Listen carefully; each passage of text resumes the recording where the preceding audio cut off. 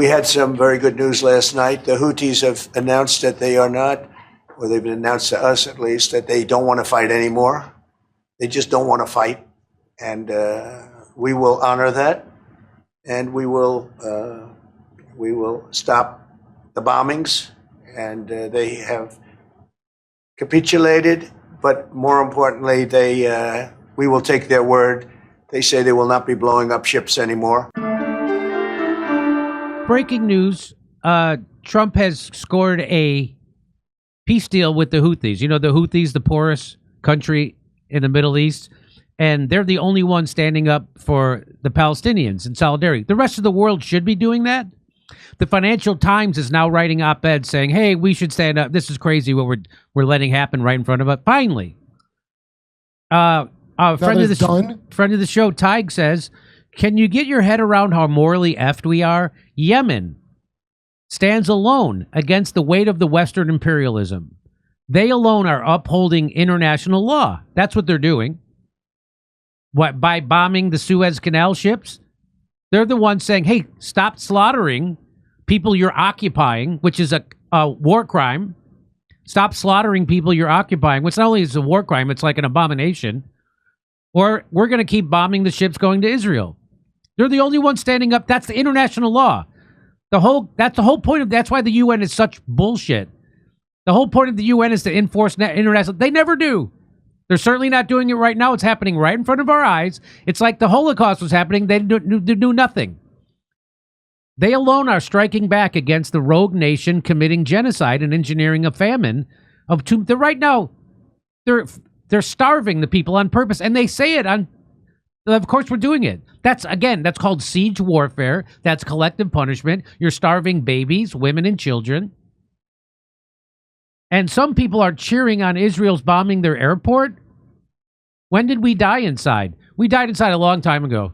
I'm going to say we died inside, I don't know, maybe when Israel and the CIA killed JFK. I'm going to say maybe then.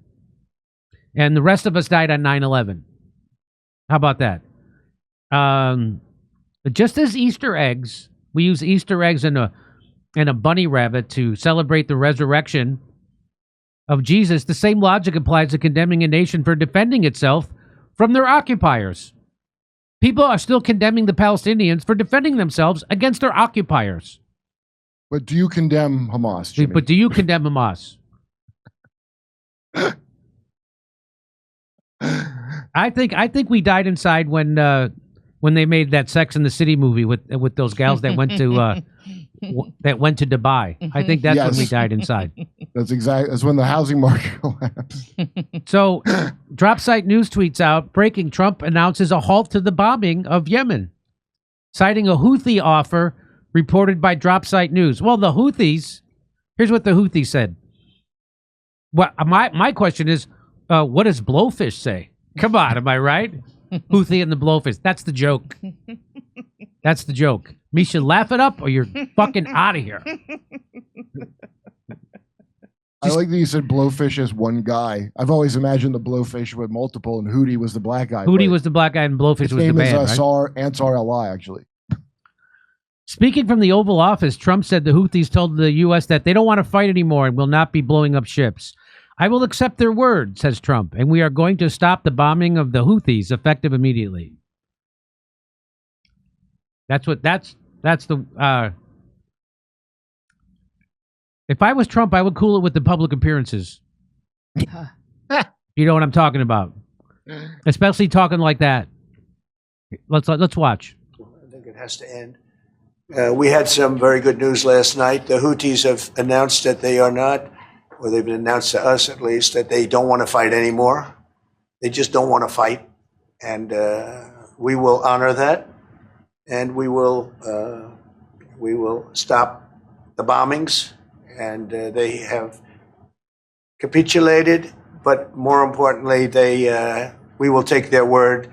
They say they will not be blowing up ships anymore. And that's what the purpose of what we were doing. So that's just news. We just found out about that. So Trump's going to take their word on it. That's not very Israeli strategic of them. So I think it's time for the Zionists to blow up their own shit again, because that's what they do. Well, okay, I have a question, Jimmy, about that, because it could be obviously a false flag, but also don't the most secure place on earth in Israel got struck by those ballistic missiles before. Is it possible the Houthis do have the missiles too? And so this is a win-win where they hit that airport and like we could do this, and then Trump gets to say, "Oh, they said they're not going to do it anymore." So you know what I mean? Like, is Yeah. it possible it's something like that? It's of course, Kurt. So according to Reuters, Trump announces deal to stop bombing Houthis, ends the shipping attacks. President Trump announced, after Trump made the announcement, Oman said it had mediated the ceasefire deal, making a major shift in Houthi policies since the start of Israel's war in Gaza in October 2023. Oh man. Under the agreement, neither the United States nor the Houthis would target the other, including U.S. vessels in the Red Sea and Bab al-Mandab Strait, Oman said in a statement. The statement from Oman did not mention whether the Houthis had agreed to stop attacking Israel. The head of Yemen's Houthi Supreme Political Council, Mahidadi Mashat, said that's a bad name. Said the group would continue to support Gaza and that such attacks would continue. So they're going to keep attacking Israel ships, but not the United States ships. Wait, ships or just Israel the country? And Israel the country, I guess. Because the ships, I thought the reason they were attacking was because we were saying they're just merchants, but they were really Israeli ships. Yeah. To all Zionists from now on, stay in shelters or leave to your countries immediately, as your failed government will not be able to protect you after today, the Houthi-run Al Masirah TV cited him as saying. Separately, the head of Yemen's Houthi Supreme Revolutionary Committee, Mohammed al-Houthi, said the U.S. halts. That's like a guy being named Jimmy America. They don't call themselves Houthis. We call them that. We call them Houthis, I know. Their name's Ansar Allah. Yeah. Said the U.S. halt of aggression against Yemen would be evaluated, according to a post on Twitter. The U.S. intensified strikes on Yemen's Iran-backed Houthis this year to stop the attacks on Red Sea shipping. Rights activists have raised concerns over civilian casualties. They said, please don't bomb us anymore, and we're not going to attack your ships.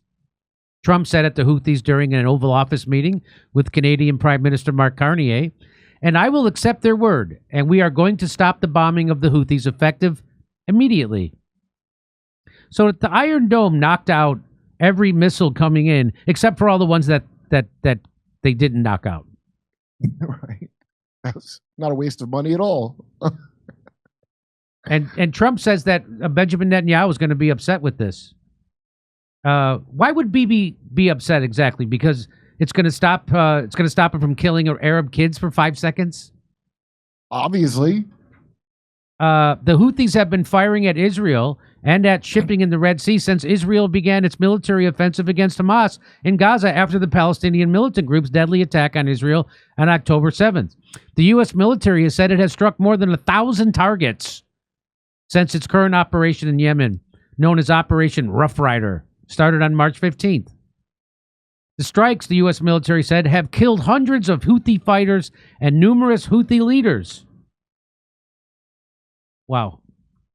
Tensions have been high since the Gaza war began, but have risen further since a Houthi missile landed near Israel's Ben Gurion airport on Sunday, prompting Israeli airstrikes on Yemen's Hodaya port on Monday. The Israeli military carried out an airstrike on Yemen's main airport in Sana'a on Tuesday, its second attack in 2 days on Iran-aligned Houthi rebels after a surge in tensions between the group and Israel.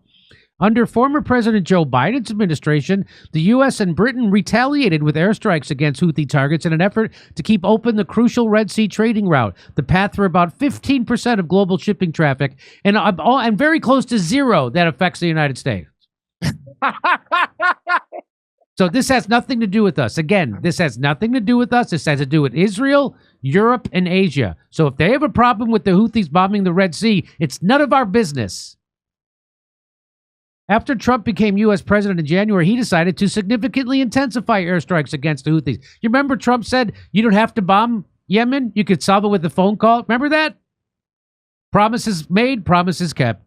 The campaign came after the Houthis said they would resume attacks on Israeli ships passing through the Red Sea and the Arabian Sea, the Bab al-Mandab Strait, and the Gulf of Aden. On April 28th, a suspected U.S. airstrike hit a migrant center in Yemen. A migrant center. We're blowing up migrant centers. And Houthi TV says 68 people were killed in one of the deadliest attacks in 6 weeks of intensified U.S. strikes. Okay. On April 10th, Dropsite News senior Houthi official Mohammed El-Bukhari said, if the U.S. stops targeting Yemen, we will cease our military operations against the United States. We do not consider ourselves at war with the American people. It's Israel.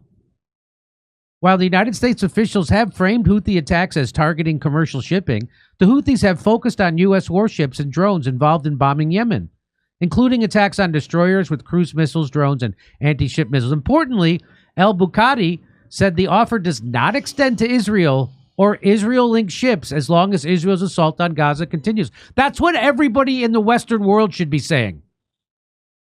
The only people with actual balls are the Houthis.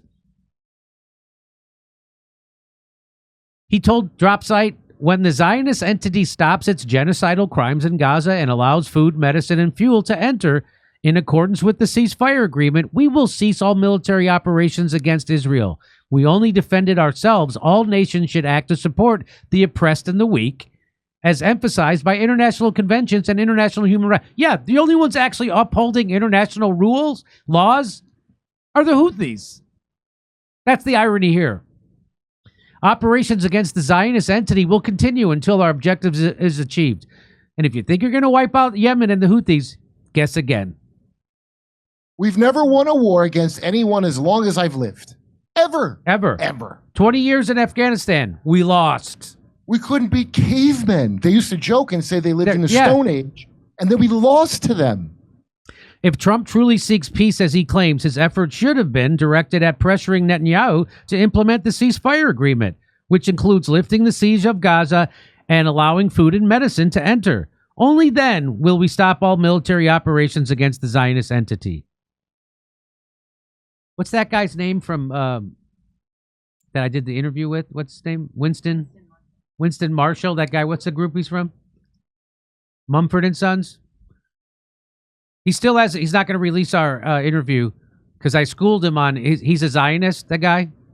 He better be after he got canceled. He got canceled, and he goes to the bosom of Israel. And then he had Abraham's bosom. So then I go to have an interview with him for an hour. It takes me 45 minutes round trip at least. And then he doesn't drop it because he didn't know anything about Gaza or Israel. And he wouldn't stop talking about it for an hour. I go, I don't want to talk about that. I didn't come here to talk about Israel, Gaza. I thought you wanted to talk about other stuff. He goes, yeah, I got a few more things I want to ask you. And he didn't know anything about the Hannibal Directive. He didn't know anything about Netanyahu funding Hamas. It's very strange. He didn't know anything about any of it. It's strange he brought it up. He didn't know that Israel, that AIPAC should be registered as foreign agents in the United States. He goes, oh, but they're American citizens. They don't have to. I go, that's not that. You're wrong about that. If you're lobbying on behalf of a foreign country, you have to register as a foreign agent. That's why they put Trump's first campaign manager in prison. Because he didn't register as a foreign agent when he was lobbying on behalf of Ukraine. He didn't know that. So what's his name? Winston Marshall. I thought I liked him, but now it turns out he's a big pussy. He's a big scaredy cat, and he won't drop our interview. He took up hours of my time to go do his show. I get nothing out of that. And he looked like a moron because he doesn't know anything, like every other Zionist, just like Douglas Murray and Sam Harris and Bill Maher. They get schooled anytime they bump into a comedian. Same thing with, what's his name? Winston Marshall didn't know a damn thing. A comedian schooled him, and he won't drop the interview. It's pretty weird that, because I know a lot of these people, I'm not saying this guy did, but a lot of people get coached before they do a podcast where they talk to someone. He lives in a bubble. He never was, I guess, exposed to an argument against Zionism. Yeah, a lot of people weren't. I mean, it's the same as like getting somebody old to stop watching CNN or Fox or Sky, you know? So Jeremy Scahill provides context. Ansar Allah, that's the Houthis. They've made it clear that they will not cease their Red Sea maritime operations against Israel. They offered to stop attacking the United States ships if the United States stopped bombing Yemen. Ansar Allah, the Houthis, said it is coordinating its ops with Palestinian resistance. Good for them. So is this good news? I don't know how to take this because I'm like, I do want Trump to say, you're on your own, Israel, with that crap. Kit Clarenberg he says the U.S.-Yemen peace deal where Ansar Allah, the Houthis, get free reign to do whatever it wants as long as it leaves U.S. shipping alone is a testament to how Washington will throw Israel under the bus and when necessary. Finally. And this is the most pro-Israel administration in history. And this is the Trump finally treating Israel the way they should be treated. He's referring to it as throwing them under the bus. No, they're just being treated like they should be. Not bombing people like a Shabbos goy, I wouldn't call throwing under the bus. Right. You know? Ansar Allah has now effectively closed Tel Aviv's airspace, which is a whole new dimension. And we can expect strikes against the Zionist entity to continue. So I guess that Iron Dome doesn't work. They have hypersonic missiles. Again, nobody seems to understand this. That they have hypersonic we don't have missiles. missiles as good as any of these We people. don't have hypersonic missiles, the United States. I hope our earthquake gun works. Kurt, who do you mean we? Yeah, that's why I'm wrong. Yeah, you're right.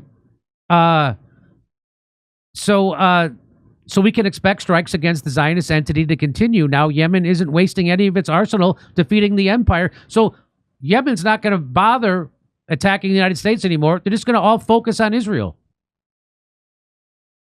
Alan Mizari says, if I have to guess what happened, I think Trump and his administration were taken by surprise at the Israeli wave of attacks in Yemen, which were perceived as dismissive of the American attempt to handle that threat. Remember, the whole Yemen operation was undertaken for Israel and its extermination campaign in Gaza. As a result of Trump's decision, Yemen will be free to operate against Israel without having to stave off the United States at the same time. That's going to make things much easier for Yemen. A crucial piece of information to keep in mind, this decision comes in the wake of another meaningful Israel-related decision, namely to drop the vote in the deranged bill censoring criticism. So they had a bill in Congress that was going to make it criminal for you to criticize Israel. They dropped it. They didn't even bring it up for a vote. A year ago, it passed the House on a voice vote. Now, a year later, they don't even bring it up for a vote. So things are turning against Israel. Trump seems to be a little bit turning against Israel. This is a win for MAGA. How is Israel that awful that they made the most Israeli sympathetic people who've ever existed in the office be like, all right, you're on your own? Yep. That's how bad Israel is. You know, Jimmy, people are also suggesting that because that bill didn't hit the floor this week, that they're going to bury it inside something else. Well, we'll see. Well, keep an eye out and this because is that that's bill. a possibility. This is that bill. The bill that would punish Americans boycotting Israel got pulled from Congress. The bipartisan bill that sought to impose $1 million fines and jail time was attacked by Trump's allies as an attack on free speech. So MAGA did that. People like Marjorie Taylor Greene, people like the guy from Kentucky, Massey, people like Rand Paul, those people. MAGA. So again, like I tell you, MAGA, I met MAGA at the Rescue of the Republic. I meet MAGA at my shows, and they're not on board with Israel. They're not. You know who is? Trump. Now they're finally pressuring Trump enough, and Trump is starting to let Israel twist in the wind. It appears that the American First camp is having the upper hand over the Israel First. America First, it appears, now is gaining the upper hand over the Israeli First in the Trump administration. This is very interesting and potentially very consequential. Israel's arrogance is starting to get on America's nerves. Remember, they used American equipment and financing to embarrass the U.S. military in Yemen. If the trend holds a little bit longer, and it will take, the only question is when, it's going to spread like fire in a fake Israeli forest. In response, by the way, Israel will do the only thing it knows how: more bloodshed and more displays of domination. They're going to do false flags. Also, they might even attack the United States and claim that it's Yemen and Iran doing it. I bet they have plans already to do that. They have plans to. I was in New York for the first one. Yeah, Kurt was in New York for 9/11. So that you know they already have plans to attack American ships and blame it on Yemen and Iran.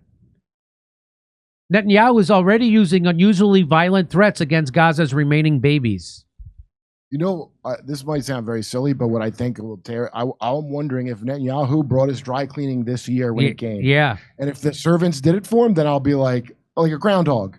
I go, this is fake. And if they didn't do the dry cleaning, then I believe it might be real. I bet AIPAC is occupying all available lines in Washington at the moment, trying to understand what happened and make sure they still control the show. And in more secretive Zionist rooms, some extremely outrageous proposals are probably being discussed in all seriousness. Be it as it may, and whatever Israel decides to do, the Zionist control over the Western political power will not last forever, or even much longer. That process is going to be explosively satisfying to watch. Yay. Another U.S. by the way, so another U.S. fighter jet fell into the sea from the Truman aircraft carrier. Could that have anything to do with why the Trump decided to stop messing with Yemen? It fell? It fell. That's the second one. Hey, I'm old-fashioned. Do they have those direct energy things? When I park my jet on an aircraft carrier, I'm old-fashioned. I use the emergency brake. Yeah, 2 in a week doesn't seem like Yeah, so 2 in a week. That's some kind of weapon. And so it looks like finally Israeli Zionist arrogance has rubbed Trump the wrong way. Or maybe it's the pressure from people like Marjorie Taylor Greene and Massey and MAGA, the grassroots. Maybe it's that pressure. Finally. I think it's a combination of all those things. And yeah, it's just a matter of time before Israel overplayed their hand. Well, you know, I bet America does have some secret horrible weapons way worse than nukes. But, you know, there's treaties about nukes, just like there's treaties on weather weapons as well. Yes. From the 70s. That's how long we've had that. So I'll bet all kinds of stuff goes on where you could never announce you had this weapon ever, because if you ever wanted to use it, you'd never be able to use it again. So you have to keep it a secret forever. Hey, Jimmy Dore here, and yep, this is an ad, but before you tune out, ask yourself, why is China now dumping U.S. bonds, grabbing prime American farmland, and rolling out its new digital currency? Look, I hate doom talk as much as you do, but it's pretty clear China is plotting a financial Pearl Harbor that can pull the plug on the dollar and devastate your IRA and 401k savings. But President Trump just pulled a genius move because he's letting retirement savers like you protect your life savings with gold, 100% tax-free. The one inflation-proof asset that survived the fall of currencies. And when you call the trustworthy experts at Colonial Metals Group, 888-910-1419, or visit colonialmetalsgroup.com/Jimmy-Dore-Show, you'll receive your free 2025 gold guide on how to bulletproof your wealth with gold. Hey, gold is at an all-time high. Plus, you can receive $7,500 in free silver. That's colonialmetalsgroup.com/Jimmy-Dore-Show, or call 888-910-1419.